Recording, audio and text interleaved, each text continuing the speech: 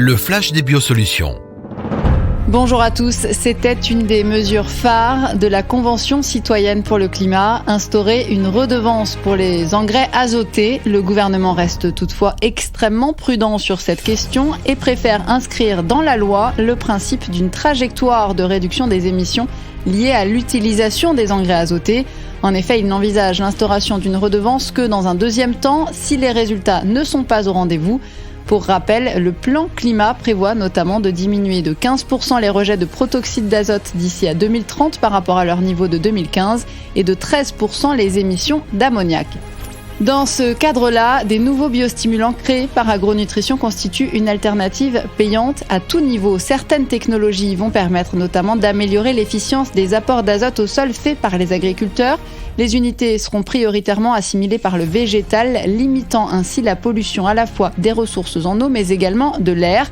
Et d'autres produits biostimulants à base de bactéries fixatrices d'azote permettront, eux, d'aller chercher 20 à 25 unités d'azote via la fixation de l'azote atmosphérique. Cette redevance, en tout cas depuis qu'elle a été évoquée, pose de nombreuses questions et laisse entendre à terme pour les agriculteurs que de nouveaux challenges sont à relever. Comment tout cela est accueilli par le monde agricole ? Jérôme Belline, directeur commercial France chez Agronutrition, va nous partager sa vision sur la question. Il est clair que l'évocation de cette redevance a secoué le monde agricole. Vous comprenez bien que certaines organisations ne veulent pas d'une écologie punitive et asphyxiante. De notre côté, nos clients partenaires nous interrogent sur la question. Alors en effet, ils s'engagent dès à présent dans les solutions de demain et participent activement à ces réflexions. Il n'est bien sûr pas question de remettre en cause l'intérêt de l'azote sur nos cultures.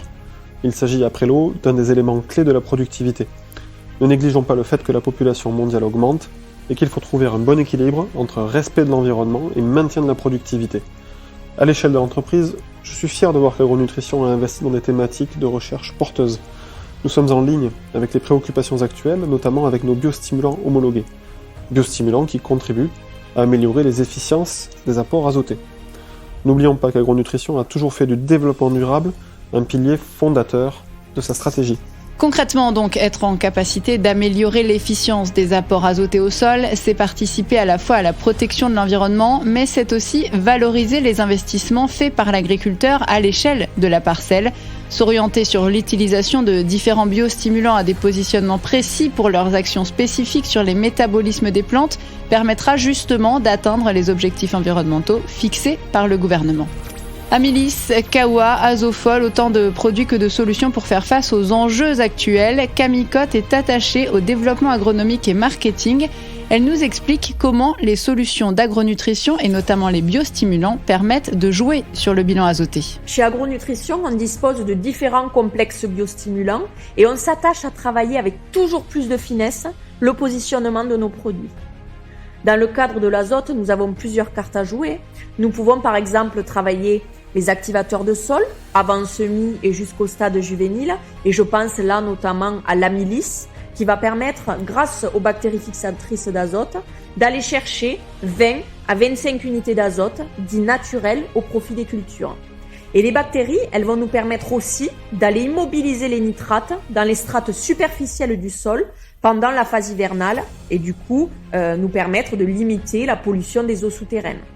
Il s'agit donc d'une option qui est séduisante, par exemple pour venir réduire les unités du premier apport afin de les décaler sur l'apport qualité en fin de cycle.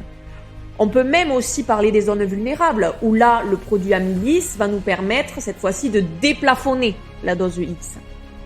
Donc comme je le disais, chez Agronutrition on travaille différents complexes. Je pourrais aussi vous parler du produit Kawa, qui est un complexe énergétique et hormonal à base d'algues et d'acides aminés. Et ce produit biostimulant sur céréales, par exemple avec un positionnement épi 1 cm, va permettre d'améliorer l'efficience des apports d'azote au sol, qu'ils soient organiques ou minéraux, et tout ça même en situation de stress. En effet, on a fait des suivis de concentration en nitrate dans les plantes, donc du coup des suivis jubiles qui nous ont bien illustré cet intérêt du produit. Ce type de produit biostimulant permet aussi d'envisager un ajustement du fractionnement. On gagne en efficience sur les apports d'azote début de cycle et ça nous permet de limiter les pertes par lessivage qui sont bien connues pendant ces périodes qui sont souvent fort pluvieuses. D'ailleurs, n'oublions pas l'impact des conditions pédoclimatiques sur notre métier et sur le devenir de la culture et ses capacités d'absorption. Cela me fait penser du coup à la fin de cycle et au parallèle que l'on peut faire entre le début et la fin du cycle. En effet, on déplore sur le début de cycle des pertes en lien avec de fortes pluies, alors que sur la fin du cycle, c'est le manque d'eau qui est à l'origine de la perte d'efficience du dernier rapport qualité. Donc on le sait, plus on avance dans le cycle cultural, plus l'absorption au niveau racinaire va devenir compliquée. Donc dans ce cadre-là, Agronutrition préconise de partir sur des applications d'azote foliaire, et je pense notamment à l'Azofol NG, qui présente aussi un intérêt déclaratif. C'est-à-dire que l'agriculteur au bilan ne va déclarer que 8 unités, alors que ça correspond finalement à un apport de 20 à 25 unités d'azote au sol. Tout cela pour dire que nous sommes capables chez Agronutrition de participer au changement, mais il faut aussi rester lucide et avoir une vision bien plus globale de l'agrochaîne pour répondre aux enjeux de demain.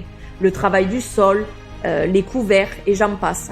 De toute façon, le sol n'est pas et ne peut plus être considéré comme un simple support de culture.